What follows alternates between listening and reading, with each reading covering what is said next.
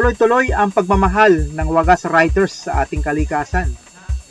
Matapos ang pagsuporta sa isang activity sa pagpapakawala ng mga baby pawikan sa Naik Cavite last month, ngayong araw naman ay nakiisa sila at buong suporta sa clean up drive ng Coastal Barangay sa Noveleta, Cavite sa pangunguna ng 125th Coast Guard Auxiliary Squadron kasama ang magigiting na tagapagbantay ng karagatan ng Pilipinas, ang Philippine Coast Guard.